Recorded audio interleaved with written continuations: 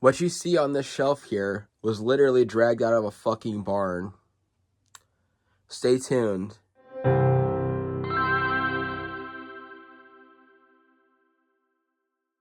Hello everybody and welcome back to the Tech House, where I'm going to go on a quick side tangent because the whole lot that I just picked up, I'll get into that in a little bit, has kind of stretched the limits of what I can really store in the Tech House these days. See, for the last couple of years now, I've actually had a bit of trouble finding a place to store all of my collectibles, and ever since going to college it just got worse. Eventually my towers just became a pile on the floor of towers, and they were like inaccessible. I couldn't get to shit. So I recently put up all of these shelves on the back wall to replace those two awful tables that you may or may not have seen in previous videos. Those weren't doing the trick, so my grandma came up with the idea of me putting up these shelves to store all my collectibles, and I think it looks pretty good. But I filled them pretty quickly and I still didn't quite have enough room for everything. And then, well, this lot happened. So a relative of mine, my stepmom's dad, or my step-grandpa if you will, recently passed away from, I don't actually remember what, but he was an older dude, and may he rest in peace. This is actually something that had been planned for a while. It was pitched to me for a while as I was gonna go over there and we'd pick up a bunch of old computer parts that he had just laying around. So I was handed like 4 vintage suitcases that don't exist anymore for reason of being old suitcases that are complete junk. 4 computer cases, not computer cases, but suitcases and some change of vintage computer goodness. Now you saw on the shelf there pretty much everything that I got from there except for one of the CRTs that I will be using in this video. The other CRT is the one down below. I got 2 CRT monitors, 3 tower desktop computers, like a bunch of keyboards, a bunch of mice, and a lot of accessories. I have 2 whole fucking typewriters now, and they're the same model, and I don't really know what to do with them. I might end up getting rid of one of them because I tend to not keep duplicates around in the collection. I know the G5 and the Mac Pro look very similar, but I promise they're not duplicates. Anyway, so I figured in this video I would just go ahead and show you some of the more interesting things I picked up. Like, yeah, look, I got a fucking box of floppy disks. I sure would love to know what's on them, including this one. I hope that's not still Schmitty's payroll. Okay, I can take a hint. I know when I'm not wanted. I'm leaving. But let's be honest, you didn't come here for that. I doubt you came for the Windows 95 box either, even though this does have the disc in it. Nor did you come for this Socket 5 90 megahertz Intel Pentium that has a heat spreader on it that I can't seem to remove, even though these didn't come with heat spreaders on them. Now, you came for the freak show. I know what you want, and you know what I want. Dell. So this is a Dell Dimension 2100, which I believe is a computer from the turn of the millennium that they just recycled into a Windows XP box in 2001. I'm pretty sure this is actually from 2001. Like, the manufacturing date, I think, is like Halloween of 01. Hooray, a post 9/11 machine. So this case design originally started in beige. There is a YouTube channel called Multimedia J who had one of these. It was in a beige box. I mean, it was a different model, but it was a beige box system, and apparently what they did in, going into the 2000s is they just recycled this case design, but they made it black and gave it a silver power button. Of course, I think we all know what Dell's later 2000s machines would look like. This was just kind of the start of that, I guess. Let me open it up real quick, because it is it's actually kind of nasty in here.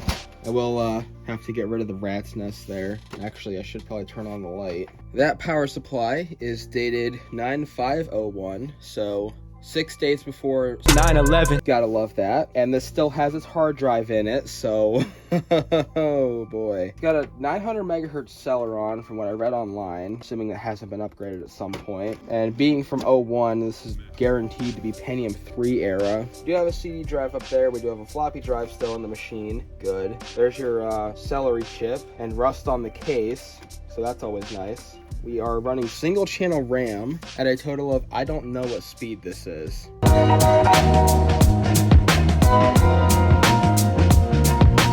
So this was very much a budget model computer, but it does have expansion cards in it. We have this sound card that I don't know what it is. We have this Ethernet card that I don't know what it is, and we have this modem card that I don't know what it is. But they are here, and I would imagine they work. So because this came out of a barn and because it's a vintage computer, I have no idea if the power supply is any good or if it's going to actually blow up and kill the whole computer the moment I apply power to it. So in the worst case scenario, I do happen to have the fire extinguisher on standby, and I haven't cleaned this thing yet. Not like there's really any chance of this thing ever getting cleaned. So I'm just going to go ahead and do the responsible thing and just plug it in right away. I know you're not supposed to do this anymore, but... Oh. Alright, turns on. Shut down. That's all I need to know. Nope, turn. You fucking... I'm not ready for you yet. This thing is, already has a mind of its own. I don't think we're gonna get along very well. Hey, so me in the editing process here. If you can hear my voice over the, lovely AC unit that we still use in this office. So I did a lot more testing with this machine during and after the filming process for this episode concluded. And it turns out I did have to screw around with the CPU a little bit to get it to actually boot up and post. But the graphics chip seems to have gone bad, and I cannot get it to boot any kind of Windows XP install disk or installation. Obviously, it's you can't really swap XP installs. I couldn't get it to install Windows 2000. It would boot the installer, and I'd have to disable ACPI mode every single time. Why, I'm not sure. But I got Windows 2000 to try to install, but it wouldn't complete installation. It would blue screen. And I couldn't get Windows 98 going either. So 3 different operating systems, and none of them will install on a separate hard drive. This computer is completely dead. I am now parting it out, and I'm going to use the parts for other computers. Anyways, back to this lovely video. I'll just go ahead and skip to the next computer. Well, that was a massive disappointment, but hopefully the next one won't be. It is a compact Presario of some kind from the 90s. This one's even older than the other one. It's got a Celeron in it, but it runs Windows 98. Look at these amazing specs they have on the back. It's the compact Presario 5BW120 of the 5000 series. A 600 megahertz Intel Celeron, probably a Pentium 3 Aero one, 64 megabytes of RAM, up to 11 megabytes allocated as video. Oh shit. That means it has shared video RAM. Gotta love that. 15 gigabyte hard drive, CD-ROM drive, and a 56K modem. Love the asterisks on those, by the way. Where on here are disclaimers? I do like the Q that they put here. And on this thing up top here, yeah. Actually, let me just demonstrate this real quick. So, you'd think this is like to store a CD or something, so I'm going to stick this DVD in here. Oh. It does go in though, but then you try to cap it off with the disc in the little jam here, and it just doesn't go on. What the hell was this holding before? Compact, you make no sense. Although, I think I now understand why you got bought out by HP. Windows 98 2nd edition, so this is a pretty late model here. And with the flip of this way, we can slide the sheet metal side panel off. Oh, and as you can see here, this pops down. It's like a CD holder or something. Man, they really liked CDs on this computer. This was the era of them, after all. And we have this micro ATX board here that has a probably slightly better chance of working. There's our Celeron. I'm not going to pull the RAM again and hope that I don't kill it like the fucking Dell happened. Floppy drive up here, hard drive down here. There is another expansion slot here, probably for a zip drive. And you can put a second CD drive in this machine as well. This will be interesting. So let's give it a go. Let's boot it up and see how it works. You actually get to see the CRT this time. Guessing we're going to miss the post screen then. Oh no. 90, 100, 128. I'm calling it now. Close enough. Compact. Oh, okay, so the battery's dead. The following configuration options were automatically updated. Disk 1 of I have no idea how many megabytes, and it just boots automatically. So cool, it's not gonna... Oh, or it's just gonna reboot, or it's just gonna do this. Compact, man, what the hell? Alright, oh shit, alright. Epilepsy warning. I will have to change the refresh rate in the settings once I get this booted up. Which I guess is my fault because I decided to do this with a fucking CRT. Ooh. Ain't that fancy. Building driver information database, and it's kind of working better now? I don't know. Okay, this monitor was probably never plugged into it before. Got McAfee something. Yes, just fucking do it. Cool. Cool, it's December 1999 apparently. And I didn't turn the sound on, but I'm gonna reboot it actually. Awesome. Hooray. Okay, I've reduced this clip to 30 frames a second because it seems to play a lot nicer with this monitor.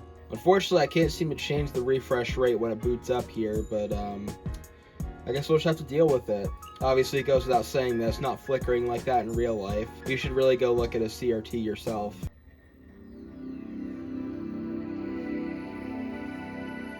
Hey. So yes, that is the standard Windows 98 startup sound. Nothing fancy, I guess. But the wallpaper on here, so apparently there's a required DLL missing, or something, I don't know. Oh boy. Well, it has Microsoft Office on here. I shouldn't be surprised by that. I bet you this also has all the Compaq junk on it. Who would have guessed? Compaq Computer Corporation, genuine Intel. I'll be sure to censor the registration here, but yeah, Windows 98 Second Edition, as the thing states on the back. And for some reason, we're running in 16-bit mode. Let's try 24-bit mode. Yes, just do it, please. So the first thing I noticed here is we have QuickTime Player. What version is this? And now we have entered macOS 9 mode. About QuickTime Player, this one is from 2000, and it doesn't tell me what version it is. Ain't that something? I think QuickTime 7 was the last version they did for Windows, and when QuickTime 10 came out, they just kept supporting 7 for Windows until I guess they didn't anymore. It's in the trash here. Oh, you see the custom Compaq thing. Free AOL and unlimited internet. Wilkshire Communications. I think that came from my Windows 95 box. Good, we don't need AOL on here. RioPort Audio Manager. I feel like this is for a really shitty MP3 player. Unfortunately, there's no songs on here. Search for music, please. Oh, it's finding something. We can't find an audio CD. I'm sure I have one laying around here somewhere. Yeah, so it's not finding any music even though it processed something. That's an odd layout. You usually don't see it like that. So apparently the capacity is actually only 11.2 gigabytes. Nice lie on the sticker there, dickhead. It has about 2 gigabytes used, and it has most of the drive free, which is probably a good thing. Hey, I mean, 15 gigs was a lot in 1999. Smitty's dock. Oh no. Is that still Smitty's payroll on that disk? I now must find out, actually. Smitty's payroll is in the floppy drive, and Smitty's payroll is still here. Payroll worksheets for the month of blank. Oh, there's nothing here. There's literally nothing here. I mean, it's got a template for a payroll sheet, but okay, thank God that's blank. I did not want to see somebody's social security number today. That floppy drive sounds horrible. How about Smitty's Pub daily sheets? Sales, beer, liquor, food, and total sales. It's a blank template, so there's nothing here. I will laugh at that later and then delete it as I should. System Sav. Oh, wait a minute. Use 1.48 gigabytes, free 1.23 gigabytes. It is a 2-something gigabyte partition of the main hard drive because we only saw one hard drive in here. We all know that. So 11.2 plus 2.72 gives you a little under 4. It's going to give you something under 15 gigs, but that would be about right for the drive. And I'm guessing here is...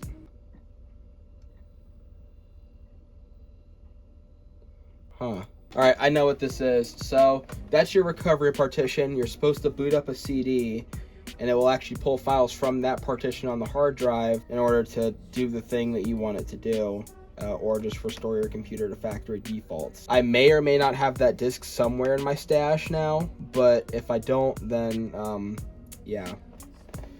Or you could do the reasonable thing and install a clean copy of Windows 98. Baby board.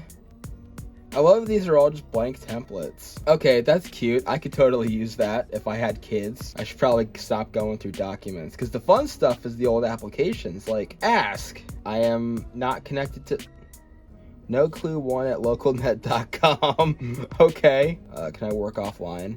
Is there anything I can do offline on this machine? Probably not. Which means all the internet stuff is just gone. LocalNet Easy Dialer. WinZip. Ain't that beautiful. This is a fully functioning unregistered version for evaluation use only. The registered version does not display this notice. Oh, this wizard automates the most common tasks involving zip files. Get that one right.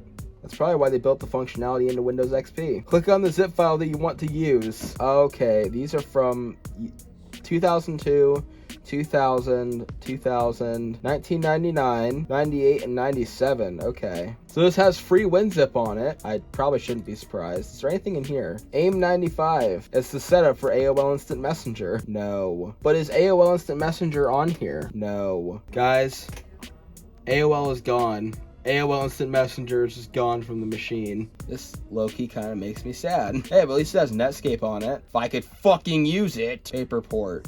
That's on the desktop too. Welsh cow. Alright. I have to see what this is. It's a fucking cow. This is beautiful. Alright, that might be thumbnail here. I love that. That's all I needed to see. Cow. So Windows isn't going to like that, but I did just restart it. Okay, it's going to complain about that floppy disk. I completely forgot I left it in there.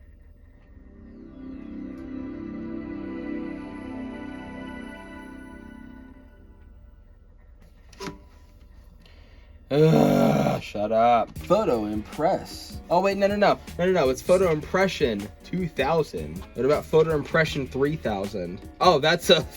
All right. ArcSoft Photo Impression 2000. There's pictures on here. All right, we're getting out of here. That's personal. See, when you're doing these videos where where you're exploring old hard drives and shit, you gotta be careful of what you stumble on. Music. I wanted music on here. No. Aux card generator. Card reset failed. Who would have guessed? SLE 44C4XS processor emulator. Ooh. No core. Sorry, I gotta say it like they do. No core. Pictures.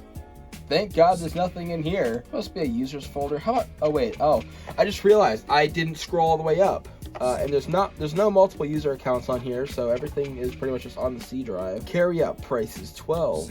3-ball. Basic football board. I want to see the basic football board. Okay, is this how we did sports betting back in the 90s? We have numbers 1 to 100. Maybe this is how you'd bet on like the fucking Ohio State Michigan game or something. I don't know why half these have multiple sheets on them, and the sheets are just fucking blank.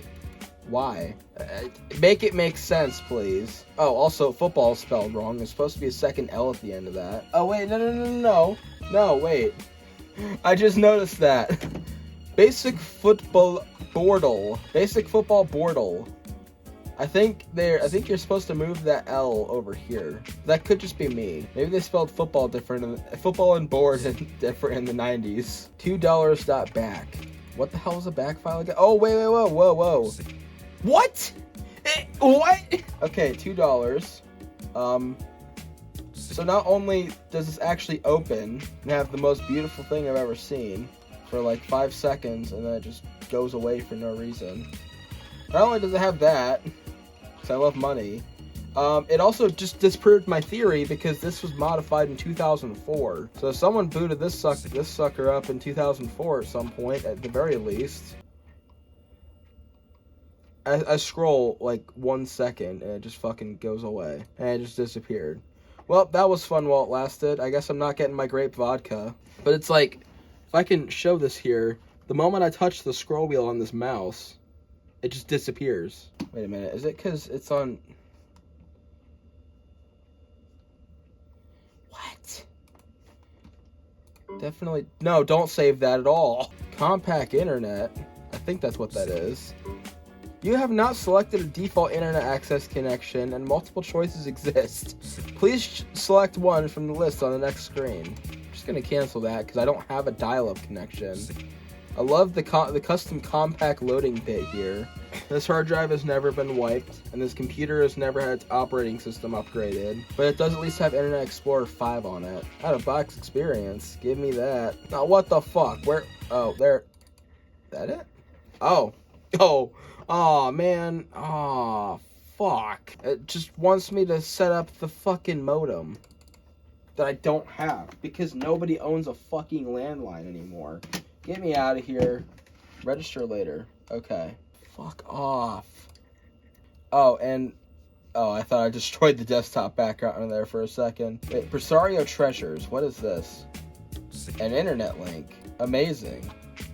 Get me the fuck out of here before I smash this computer into bits. And I like how every time I back up, it actually just hides all of this stuff up here. Ooh, Kelly Blue Book, tell me how much my Cadillac is worth. You never see the favorites bit actually full of shit. Computers and technology. CNET.com. Compaq.com. Oh, fuck you, Compaq. Good riddance. Ooh, tool chest. It's a Craftsman toolbox. Just the way I like it. All in all, this is a very late 90s cheap computer, probably. It actually isn't that bad. It has seen upgrades before, and it has 63% of its resources free, which means that this thing isn't really bottlenecked at all. I think it would make a very good Windows 98 machine, but that would require me to remove everything and start over fresh and then somehow find all the drivers again. But for now, it's a time capsule. And at least this one actually works. Dell! Well, if you thought that Compaq was fun, boy do I have, this is the one I've been most excited for, but boy do I have a surprise for you. It is this no-name white box that doesn't even fit in the frame, actually.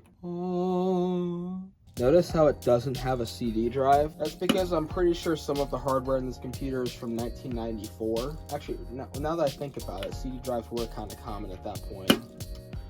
But I guess this one just doesn't have one. It doesn't have a sound card either, like literally none. If you look at the back here, we can see the non-existent I/O shield and a VGA port. You can also see this power supply that did not come with this computer. I actually put, alright, I'm just gonna get this out of the way.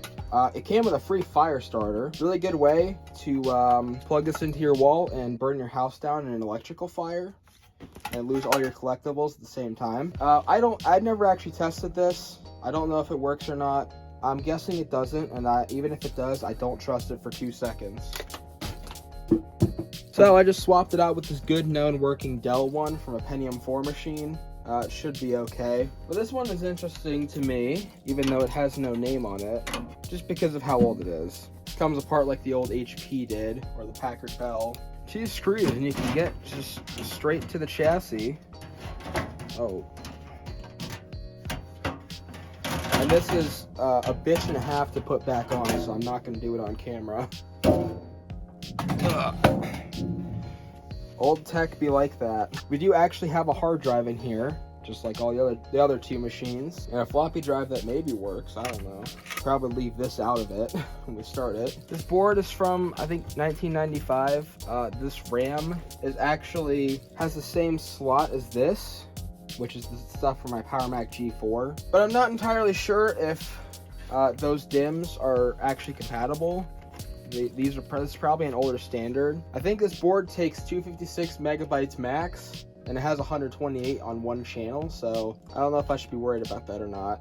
Even though it has 4 SIM slots and then 2 DIMM slots. What the hell's going on there? Then you have 4 PCI slots, one of which has this Diamond Stealth 64 graphics card, which you can emulate with 86 box. And it has 3 ISA slots. This would actually probably make a kick-ass DOS machine once I put a CD drive in it eventually. But you know what? I just want to see first and foremost if it actually fucking works. Alright, I think they got the case on as well as I'm going to get it. So, apply power and... Oh, yep. We'll see if it even turns on with this power supply. It does. Does it post? No.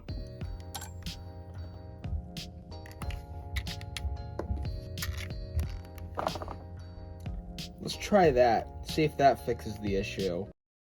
So unfortunately I couldn't get the old Pentium MMX going, so we're 1 for 3 on computers in this video, which is very unfortunate. I'm glad the Compaq worked, and I think I know what the problem is with the Dell now. This is not the Dell. This is a different computer, which also happens to be a Dell. Let's not worry about that. I think I know what the problem is with that one. I figured maybe instead, to save this video, I could go through these hard drives on this computer, which is running Windows XP Media Center Edition 2005. And you can tell it's not any of the computers I picked up because it's got a Pentium 4 in it. Took some finagling to get this thing to support 2 hard drives, but I did eventually get it going here.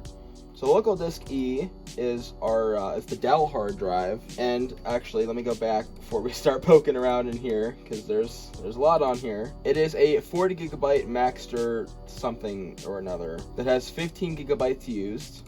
Always a good sign. I see my downloads already. But more importantly, I see stub installer. The LimeWire online installer will now try to download files necessary for installation.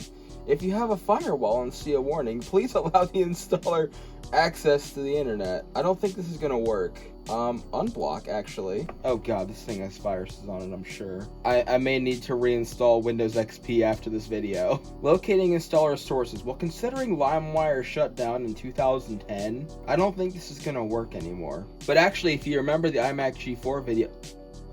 Oh!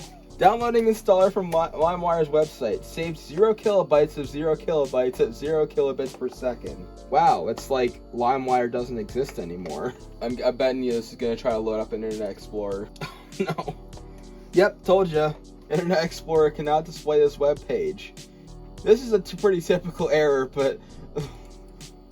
Alright, just for shits and giggles, I'll load it up in MyPal because this is an actually working web browser for Windows XP. Which is the reason that Windows XP is actually more usable than Mac OS X Snow Leopard these days. Unfortunately, this computer only has half a gig of RAM, so it's not going to do anything very fast. MyPal detected a potential security threat.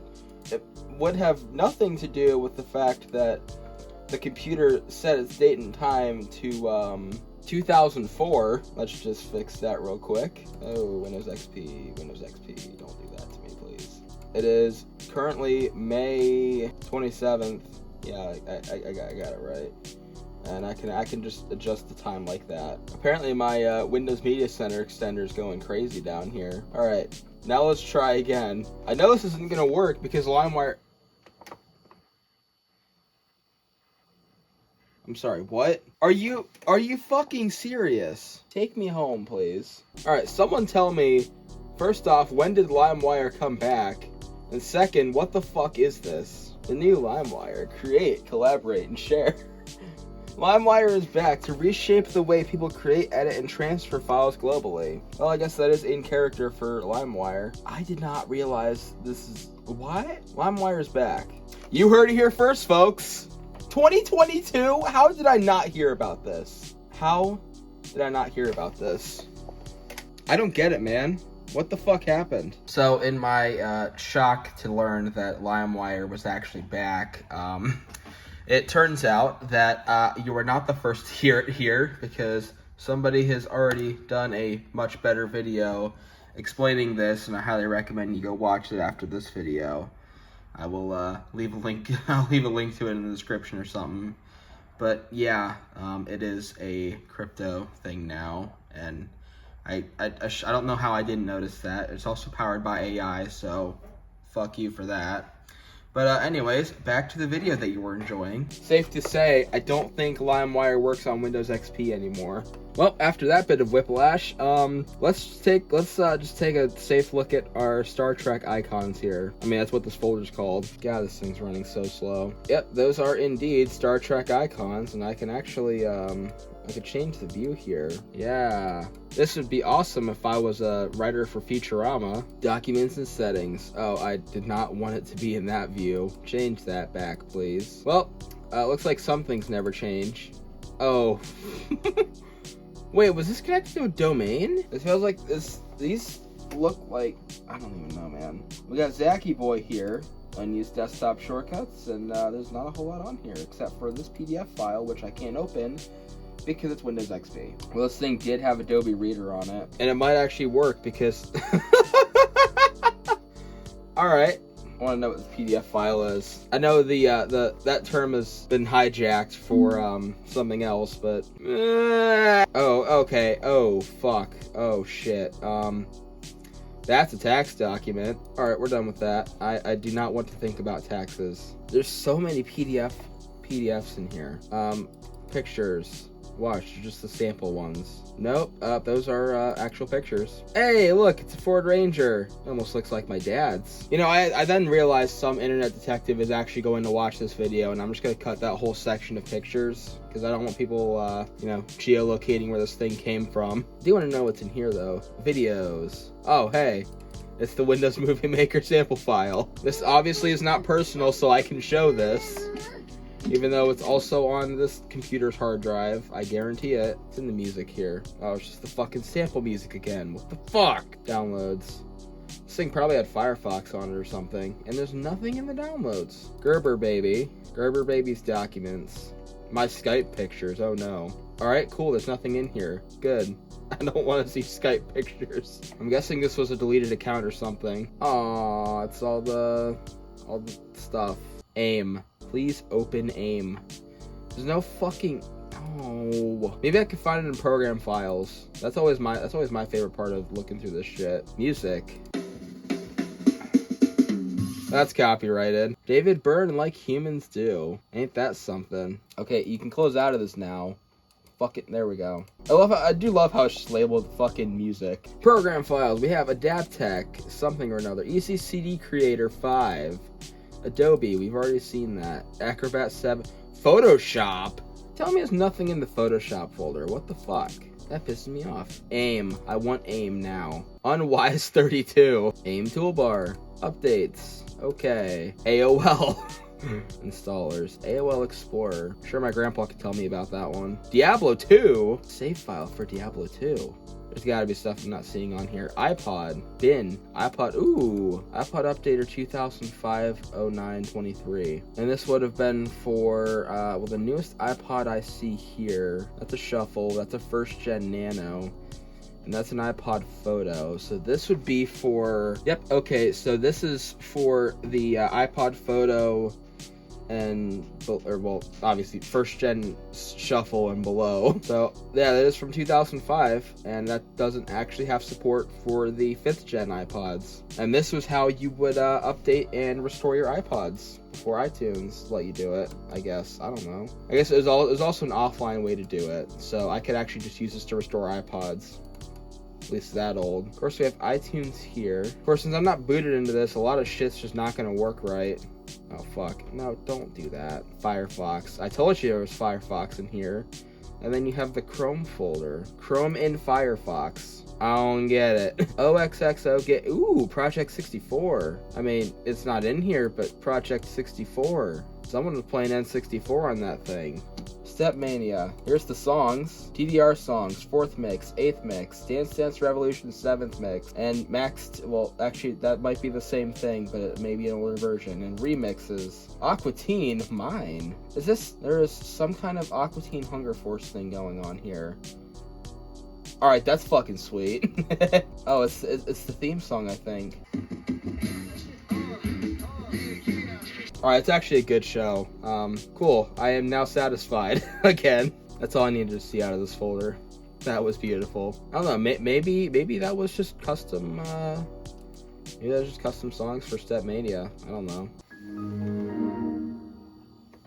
And, you know, the unfortunate thing is, I have to explore it that way because I can't boot it. Because if I try to boot it, it just does this. I, of course, have to disable automatic restart because, yep, there you go. Windows XP Home Edition. And it does this.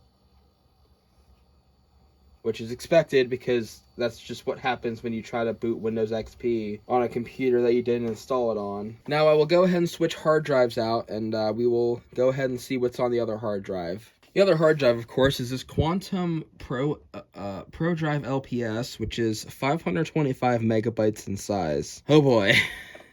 So I almost managed to force the Pentium 4 to boot Windows 95. Actually, let me try safe mode. I doubt it's going to work.